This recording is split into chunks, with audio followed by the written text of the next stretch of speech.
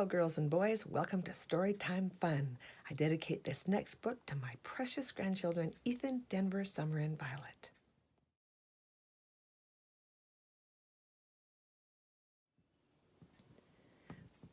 Today's story is called The Porcupine That Wanted to Be Hugged by Judy Kaz. Once upon a time, there was a porcupine called Pine. He lived with his mother and father near a pond at the edge of a faraway forest. Pine was not happy because no one ever hugged him. All the animals in the forest loved Pine. He had many friends to play with. His friends hugged each other, but when it was time to hug Pine, they backed away and shook his paw. Pine thought there was something wrong with him, but he was afraid to ask, and no one told him why he was not hugged. Pine was very sad. Pine loved helping others because it made him forget how sad he was. When Duck lost one of her ducklings, it was Pine who found it for her. When Squirrel forgot where he had hid his nuts, Pine helped him find more nuts. When a strong wind blew Robin's nest out of the tree, Pine helped her gather more twigs to build a new nest. They all thanked Pine, but no one hugged him. One evening, Pine helped Raccoon open a garbage can to get the food inside. Raccoon was about to hug Pine, but she remembered Pine's sharp quills. So all she said was, "Thanks for helping me," and she shook his paw. Pine walked away looking very, very sad, and Raccoon felt very, very bad. "I wish I could hug Pine," Mother Raccoon said to her little ones. "Pine doesn't have soft fur like us. He has quills that are as sharp as needles." Then she had an idea. "Maybe I could send a hug to Pine."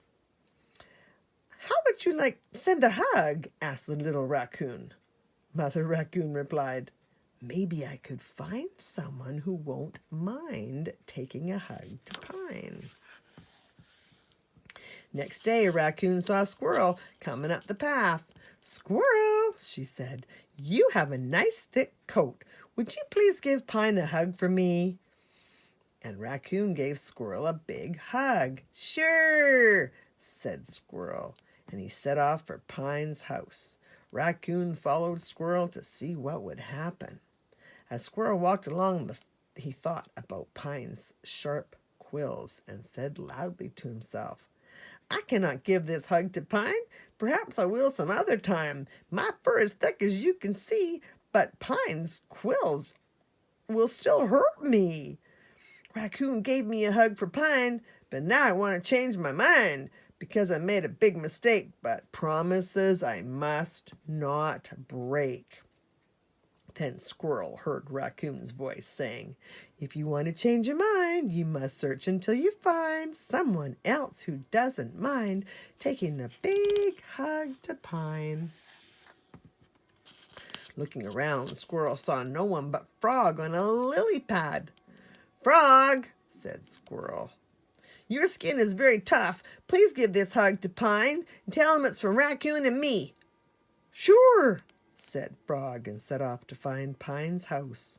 Squirrel followed Frog at a distance. As Frog sailed along, she remembered Pine's sharp quills and did not want to take the hug. She said aloud, "If I give this hug to Pine, it will hurt me in no time. My skin is thick, rough, and tough, but for this, his quills, that's not enough. My friend gave me a hug for Pine, but now I want to change my mind because I made a big mistake, but promises I must not break." Then Frog heard voices behind her saying, "It's okay to change your mind, but if you must search until you find someone else who doesn't mind taking a big hug to Pine." Frog looked left and right and saw only Rabbit near his house. "Rabbit," said Frog, "your fur is very thick. Do you mind taking a big hug to Pine? Tell him it's from Raccoon, Squirrel, and me." Frog then gave Rabbit a big hug and hopped away before Rabbit could say a word. She then followed Rabbit to see what would happen next. Rabbit did not like the idea of hugging a prickly porcupine, but Frog was gone and Rabbit was left with the hug. All he could do was complain aloud.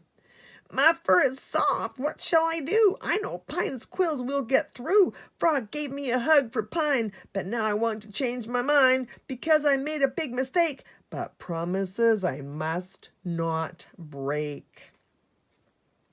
Then Rabbit heard voices behind him say, "It's okay to change your mind, but you must search until you find someone else who doesn't mind taking the big hug to Pine."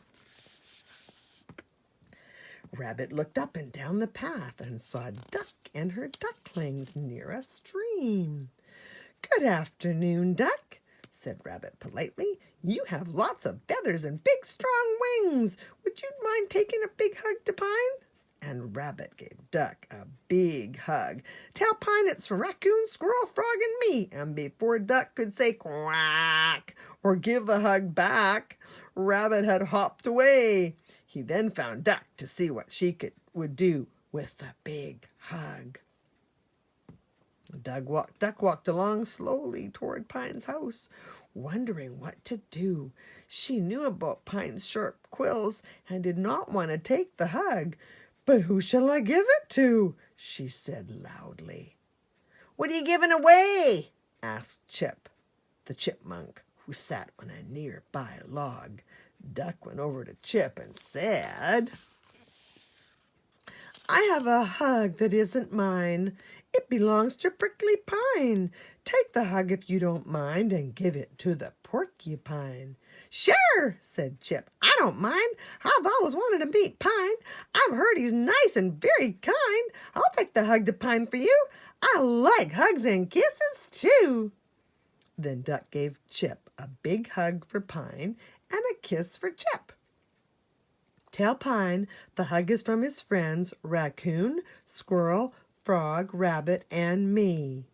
Chip was just a baby chipmunk and did not know about Pine's sharp quills. She loved the hug and the kiss and set off happily to find Pine's house.